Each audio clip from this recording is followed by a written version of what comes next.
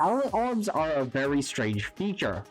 It's not that confusing at first glance, but if you dig deeper, you enter a rabbit hole that is really hard to get out of.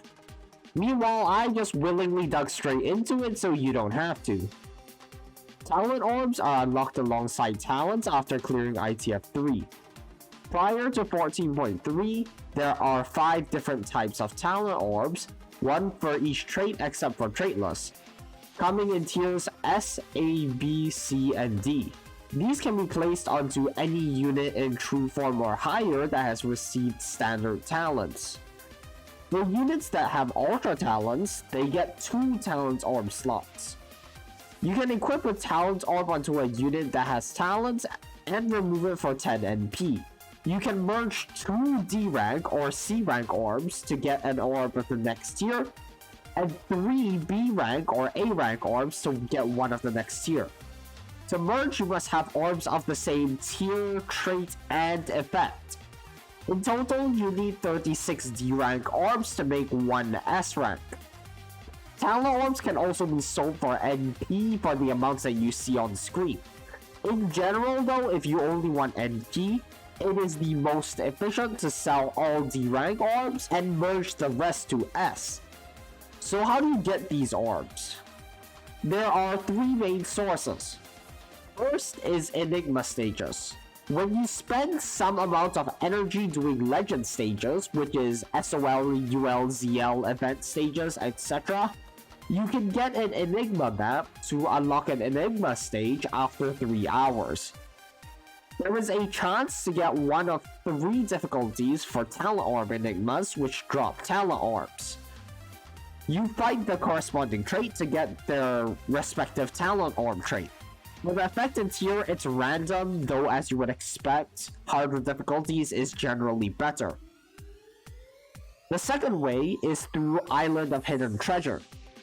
This is a map containing 21 stages, which is just the 7 traits, except for Relic, Aku, and Traitless, which are the exact same stage as the aforementioned Enigma stages in the same 3 difficulties. They also have identical drop rates to the Enigma stages. The only difference is that it costs 300 energy instead of 100, and it's also reliable and repeatable. The last way is through Gauntlet stages. After you clear a Gauntlet stage, you have a chance to get a continuation stage of, again, 3 difficulties, which drop Talent Orbs when cleared. These have a much higher drop rate for Ability Orbs, which are much better for reasons that I'll explain in a bit. In general, Talent Orbs are honestly a huge pain to farm for what relatively little boosts that they offer. Speaking of which, what are the boosts that they offer? These Talent Orbs come in 5 different effects: Attack, Defense, Strong, Resistance, and Massive Damage. The last 3 are the Ability Orbs I mentioned earlier, except for Metals, which only have Defense Orbs for reasons that are pretty obvious. Attack Orbs give the unit more damage against that trait. How much more? Well, it's based on their base stats. Not like the base stats at whatever level, or their current stats. Their base, level 1, no treasure, no multiplier stats. For an S rank orb, they give extra damage equal to 5 times of this initial attack. This is a very strange effect. For example, an Elemental Duelist at level 30 has 3.4k damage. Against Reds with max treasures, that increases to 13.6k damage. At level 1 scaling and no treasures, he deals 200 damage against all traits. With, let's say, a floating S rank attack orb, he deals 3400 plus 5 times the base 200, which equals to 4400. This is an overall increase of a fairly solid 29%, but still that's not that much damage. So let's say you equip a red attack up orb instead. So you just think that's 4400 times 4 for the massive damage, but that's not the case. What actually happens is that you take the base 3.4k damage and multiply it by 4, then add the 1000 extra damage. So instead of the 17.6k damage you might expect, it only deals 14.6k damage, which is only a barely noticeable 7% damage increase, which is an S rank orb, to put into perspective how meager this boost is. This is because attack up orbs are unaffected by any damage multipliers, except for multi-hit, which works actually the way you'd initially expect, but positive damage multipliers aren't the only one that exist. There are a few ways of doing damage that deal less than the full damage of the initial hit. In particular, I'm talking about mini wave, mini surge, and the last two hits of explosions. Let's look at Master of the Pacific to see what I'm talking about. With talents, Master of the Pacific has a 100% chance to create a level 5 mini surge. At level 30, he deals 27,540 damage. A level 5 mini surge can deal damage equal to 20% of the user's attack, up to 5 times. So in total, he deals 27,540 on the initial hit, then 5 extra hits, dealing 5,508 damage each on the mini surge, for a total of 55,080 damage per attack cycle. Now what if you add an attack up orb? At level 1 with no treasures, Master of the Pacific deals 1620 damage. So an S rank attack orb would add 5 times 1620 damage on every instance of damage, for a total of 8.1k damage increase on every hit. The base hit now deals 35,640 damage, and every hit of the mini surge now deals 13,608 damage, which is over double the initial damage. In total, Master of the Pacific now deals 103,680 damage in one attack cycle, which is almost double the damage without the orb. Master of the Pacific is by far the biggest beneficiary from this with a level 5 mini surge, and frankly there's not many other units that want to use this because there are better options that I'll get onto later, but others include Baja Blast and Ultra Talon's Coppermine. Defense orbs function like a normal human being designed them. They just reduce the damage you take.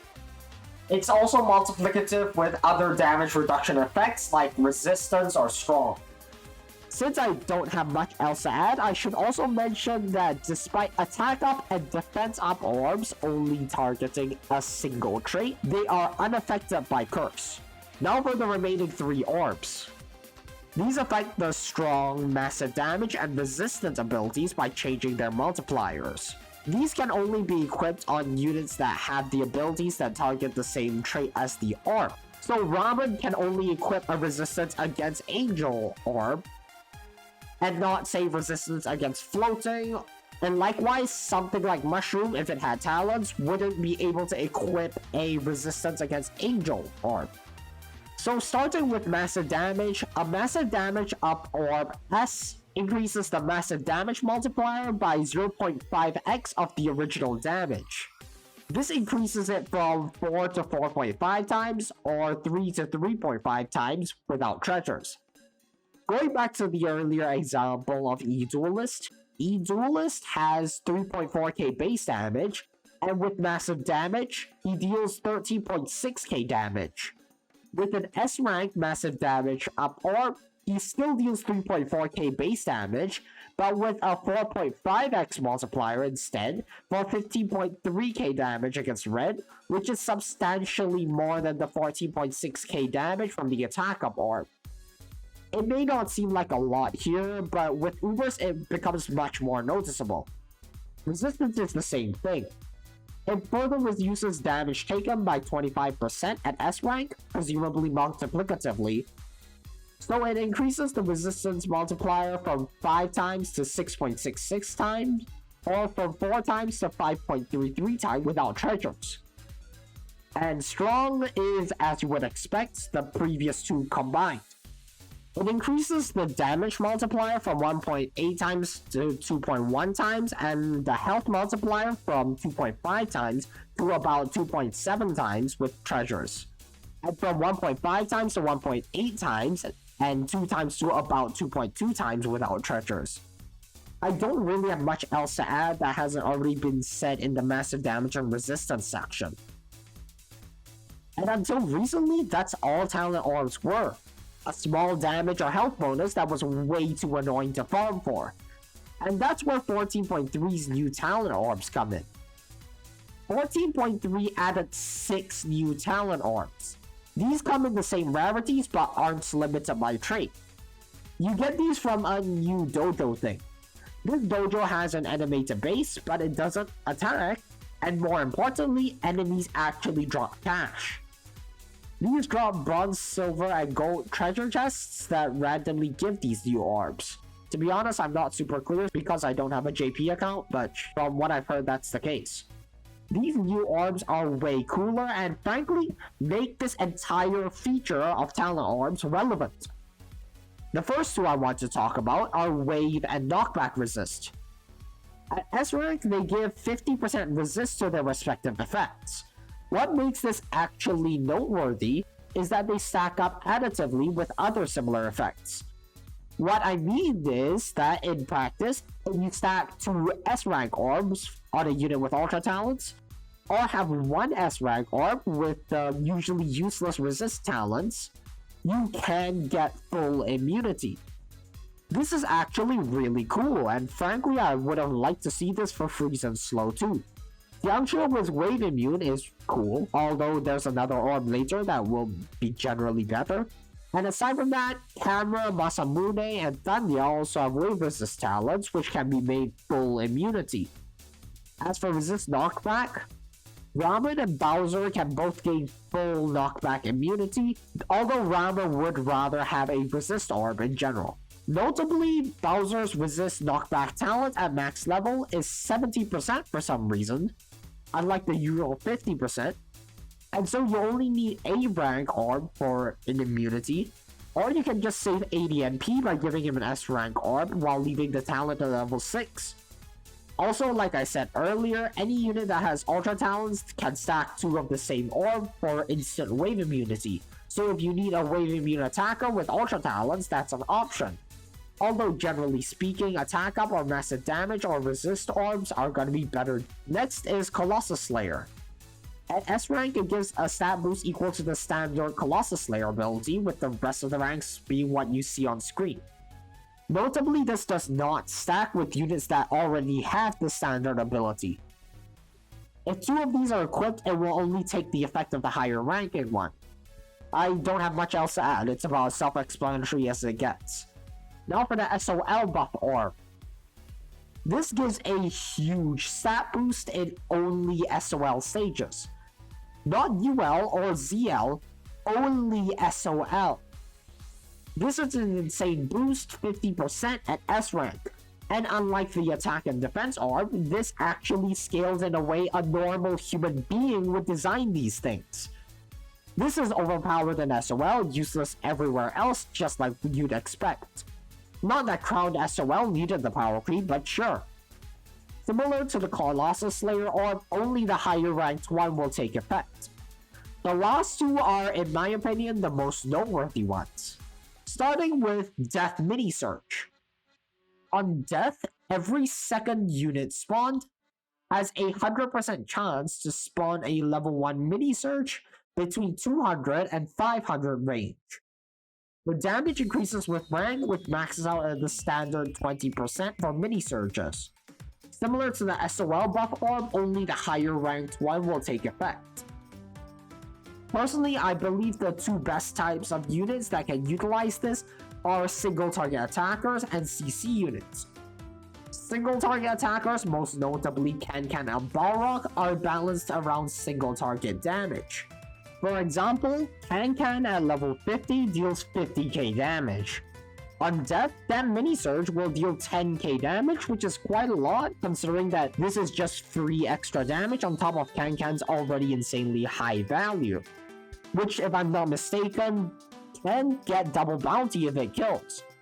Meanwhile, a max talented level 60 Barlog can hit an absurd 86,400 damage on the mini surge. For CC units, the surge level doesn't matter at all, since that only affects damage and not activation chance or surge level, so simply tossing on a D rank orb can potentially make a unit's CC even more effective in case one dies, which is a pretty good failsafe for any CC unit, especially freeze units, since a potential death mini-surge can potentially open up a window of opportunity to chain freeze procs and permafreeze the enemy. Now for the last one, and probably the best one, is cost return. It gives you a fraction of that unit's cost back after every 2 of that unit dies. Unlike the previous 3 orbs, this one can actually be stacked. So at S rank, you can get 50% cashback for every 2 units that die, and double that if you stack 2 of them. This is slightly worse than a 25% cost decrease, which is still really good. Endgame usually has a few big threats that spawn on timer, so you're strapped for cash a lot of the time. So effectively having cheaper costs is really good for late game, and is great for very expensive units in general, so units like Cyborg will heavily benefit from this. Importantly, however, you only get this cash back when the unit dies, which is pretty counterintuitive for ranged attackers like Cyborg to use it. If Cyborgs don't die, you will be killing enemies, getting cash, and probably win the stage. If the cyborgs do die, then you get reimbursed and you can push back. In other words, it makes the worst case scenario not as bad, which is very nice. The best use case, however, is definitely meat shields, and in particular, Jiangshi. Meat shields are meant to be spammed constantly and die constantly, so the effect feels much closer to a 25% cost decrease. And a 25% cost decrease for a fast survivor meat shield like Jiangshi lowers his cost down to effectively about 180, which is actually pretty acceptable now. Yeah, that should be about all. These things were unnecessarily complicated for what they're worth, but now in 14.3, they're actually pretty cool. The new ones are still really new, so we'll need more time as a community to learn how to better utilize and optimize them. But in any case, thanks for watching and hope you enjoyed. As usual, leave any comments you have in the comments section, any criticism, whatever. I will read all of them, even if I may not respond to all of them. Right, again, thanks for watching and bye.